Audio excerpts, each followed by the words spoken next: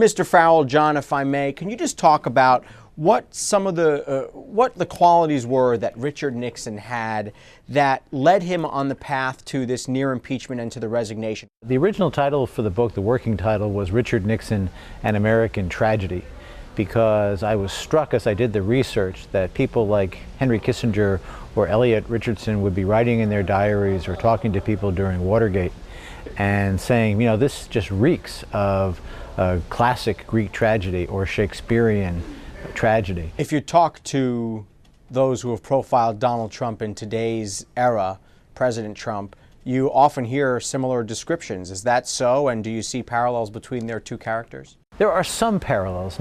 Trump certainly tried to take advantage of the Nixon comparison during the fall when he purposely used words like silent majority and law and order, which are associated with Nixon from the 1968 campaign. They both have an ability to see in their audience and to reach out and tap in their audience feelings of grievance and resentment.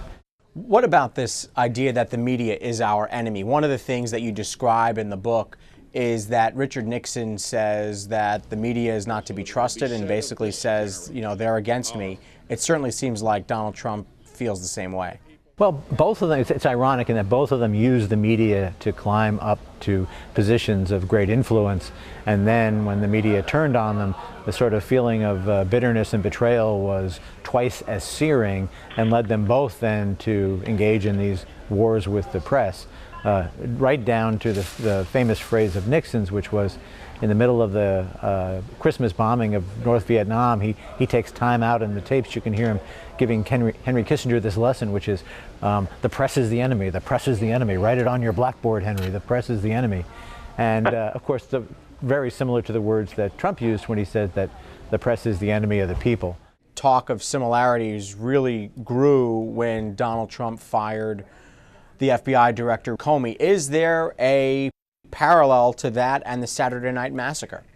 The whole scandal in both cases begins with a break-in at the Democratic Party headquarters.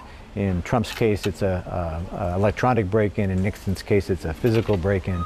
So there are many similarities. But the thing that could get Trump in trouble, past you and I talking about all these coincidences, is the firing of the FBI director who was directing the investigation into whether or not the Russians tampered in our election last fall. And this was very comparable to the firing of Archibald Cox, the special prosecutor, in 1973 by Richard Nixon. I still think that even after all this, if he could get his ship in order, that he could have a very successful administration even at this point. What advice do you think Richard Nixon would give to Donald Trump?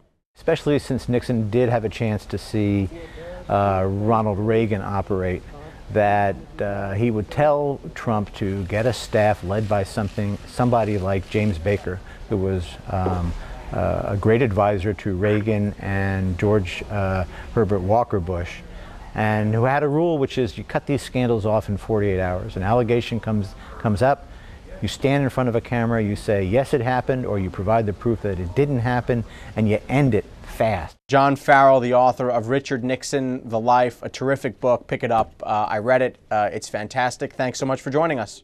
Thanks, Evan. Take care.